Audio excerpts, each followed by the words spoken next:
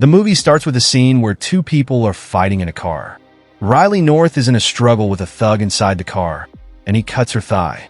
In self-defense, Riley shoots and kills him.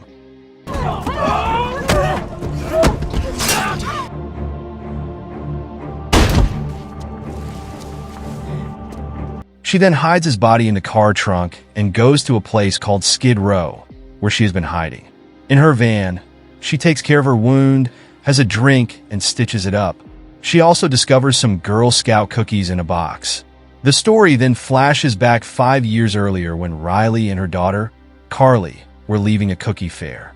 They have an encounter with another Girl Scout's mother named Peg, who starts an argument over parking and says mean things to them. Although Carly suggests retaliating, Riley advises against it and tells her that violence is not the solution. What an asshole. You should have punched your lights out.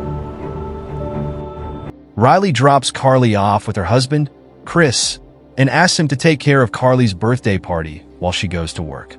At the bank where Riley works, her boss insists that she work extra hours despite it being Carly's birthday. He mentions that the other worker didn't show up. Meanwhile, Chris's business partner, Mickey, presents him with a risky deal, promising a better life for Riley and Carly. When Riley returns home late, she finds out that nobody came to the party because all the kids went to Peg's deliberately planned holiday party. To uplift Carly's spirits, Riley suggests they go to a Christmas carnival and have a great time. Ice cream. Yes. Let's go, go, go. Yeah, I'll be ready in a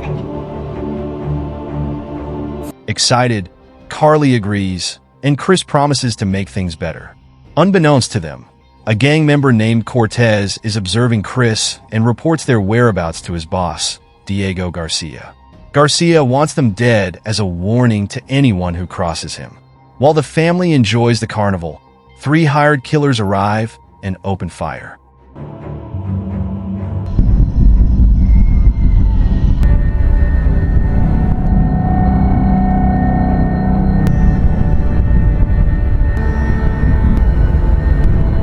Chris and Carly are killed instantly, and Riley is shot multiple times but manages to run to them, holding her deceased daughter in tears.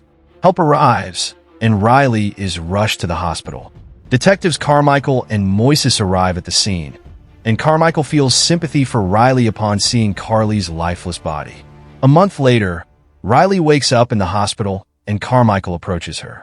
He requests her help in identifying 3 suspects they have in custody, warning that they will be released if she doesn't cooperate. Riley learns that Chris was killed because he was planning to steal from a drug dealer named Diego Garcia. Although Chris abandoned the plan, the information got out.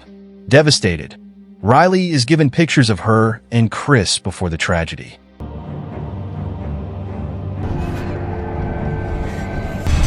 She recalls memories while looking at the pictures and tells Carmichael that she remembers the shooters. They go together, and she identifies the 3 shooters from a lineup. Detective Moises alerts Carmichael about a missing cop who had pursued Diego Garcia in the past, suggesting Garcia's influence within the police force. They decide to distance themselves from the case. Dead and it won't change anything. Riley receives an eviction notice and packs her belongings while reflecting on Carly's drawings. Henderson, the opposing counsel, tries to convince Riley to drop her case by offering money.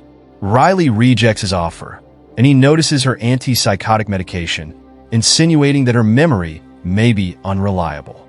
Riley angrily returns his money. During the court proceedings, Henderson relentlessly questions Riley about her medication, leading the court to doubt her credibility and dismiss her claims. Riley seeks help from her lawyer, but the district attorney remains silent and indifferent. The judge rules in favor of the accused, prompting Riley to argue with the judge about the murder of her family. You thought it was? I see no reason to hold the defendants over for trial. As she approaches them, an officer tases her, and she is taken away, ultimately being placed in a mental health program. Lisa contacts Carmichael and Moises, informing them that Riley had stolen $50,000 from the bank where she worked before disappearing. They suspect Riley's involvement in the killings and believe she has been hiding under the radar for the past few years. Unbeknownst to them, Riley is preparing herself to exact revenge on those responsible for her family's death and plans to confront them on the 5th anniversary of their murders.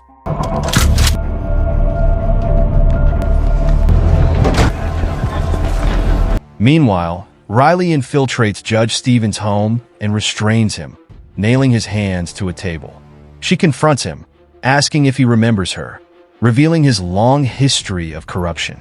Taking a toy from the display, she leaves the house. Riley then boards a bus and detonates a bomb, causing an explosion that kills Stevens.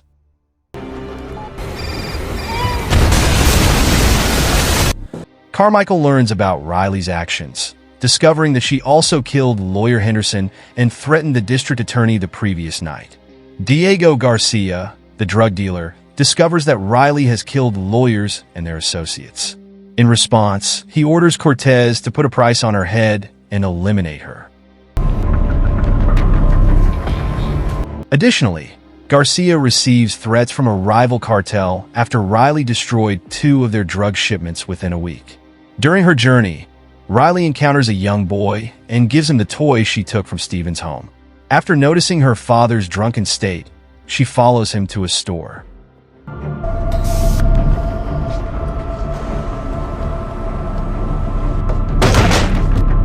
She confronts him with a gun, demanding that he stop drinking and become a responsible father.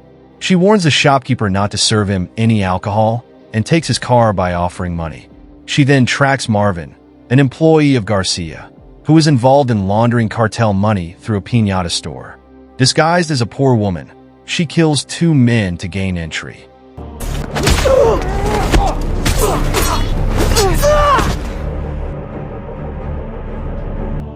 The gang inside recognizes her as the woman from the news and opens fire on her.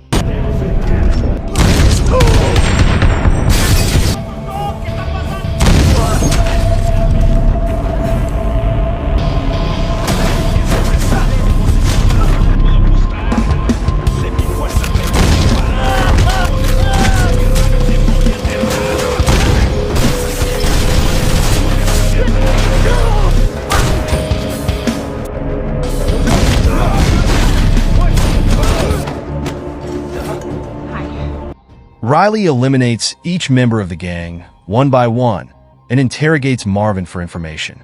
She burns down the shop along with the laundered money. Marvin informs Garcia, who becomes angry that Marvin revealed their operation to Riley. Riley's actions make headlines and generate speculation on social media.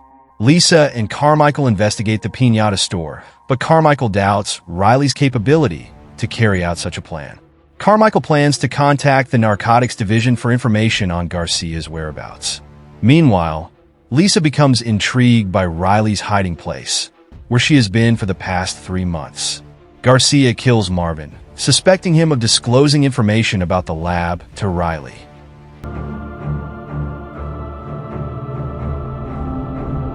Garcia sets a trap to kill Riley. Lisa and Carmichael discover Riley's location in the crime analysis wing. They are surprised to see that Riley has gained significant public support. Lisa identifies a low-crime area from the past 3 months, assuming it to be Riley's hideout, and sets out to find her. Riley enters a warehouse rigged with trip wires and bombs, while Garcia's men lie in wait. Realizing it's a trap, she evades detection, escapes to a safe spot, and the bombs detonate, destroying the building.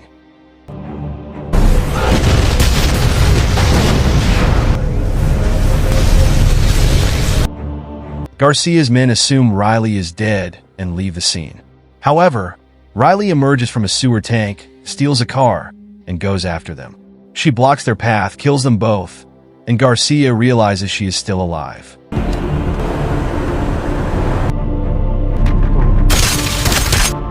Using one of Garcia's men's trucks, Riley infiltrates Garcia's building, eliminating his bodyguards along the way.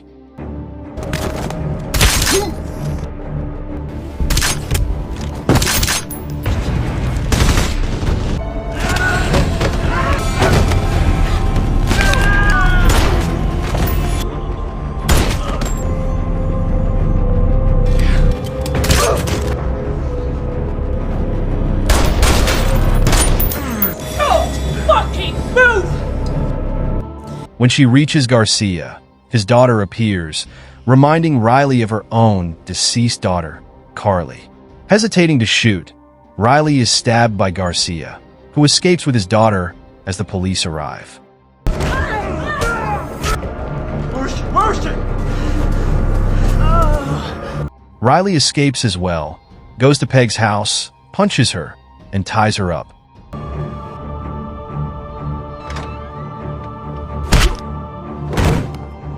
Good evening, Peg. She mocks Peg for her failed marriage and steals her car. Lisa contacts Carmichael, showing him Riley's vehicle, believing Riley is their ally. Lisa aims to capture Riley alive to obtain information on Garcia and his suppliers. However, she suspects someone is tipping off Riley.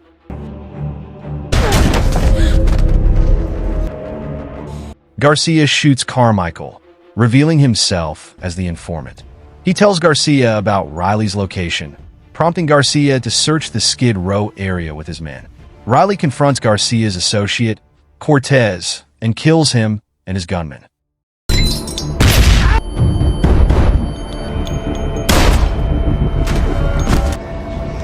to me.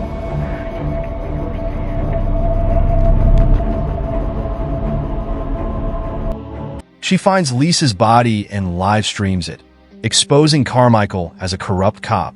She invites the police and media to the area.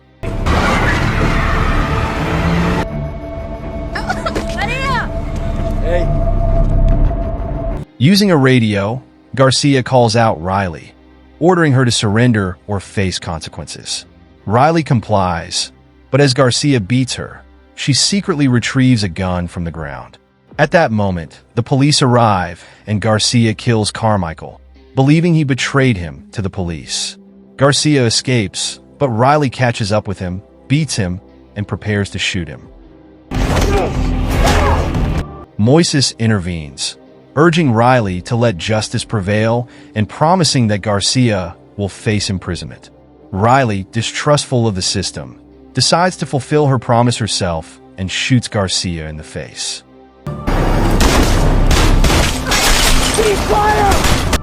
The police open fire on Riley, but Moises orders them to stop. The next morning, Moises finds Riley badly wounded at her family's gravestone. Despite her plea to let her die, Moises takes her to the hospital.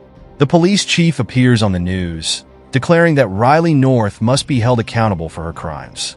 Later, Moises visits Riley while she remains in police custody at the hospital. He reveals that there are many, including police officers, who support her actions. Indirectly showing his support, he discreetly passes her a key to her handcuffs and walks away, enabling her escape. Riley manages to break free and flees from the hospital.